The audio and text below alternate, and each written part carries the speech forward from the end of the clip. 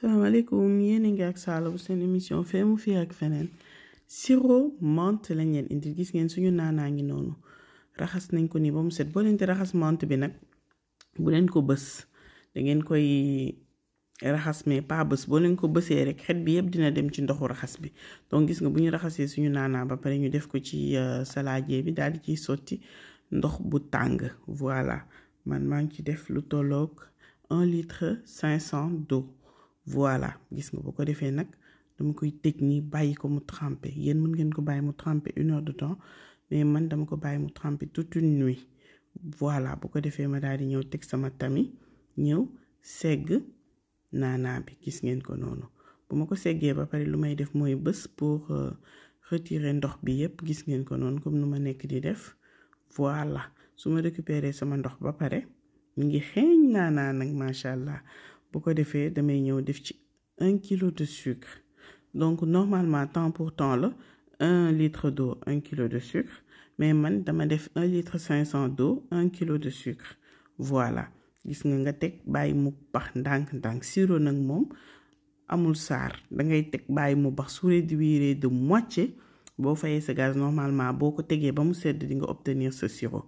gis nga ko nii noonu rek laay def de temps en temps ñëw yëngal xool fu mu tollu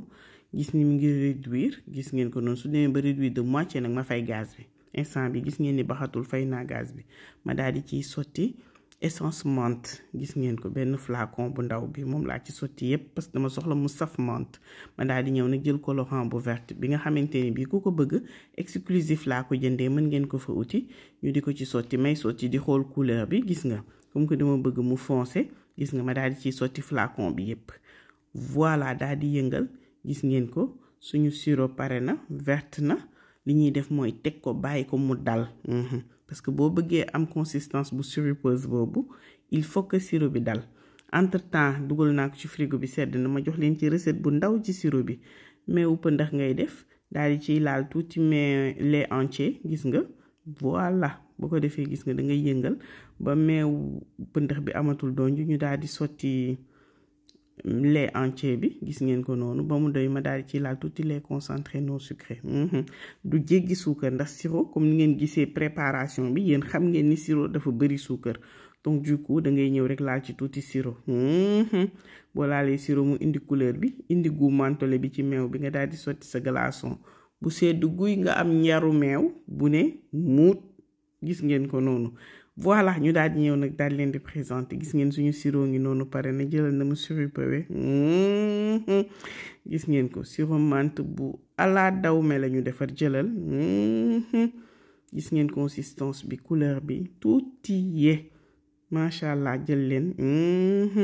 mi ngi noonu voilà bu ko defee gis ngeen sirop njaru meew bi ñu defar à base de lait menthe bi ñu daal di defaraat beneen petit jus bu ndaw ndox laa def ak glaçon tout simplement daal di ci sotti tuuti sirop menthe bi yëngal su ma sprite jege woon dama ko cay def rek ñu daal di jabloo menthe lu amul fenn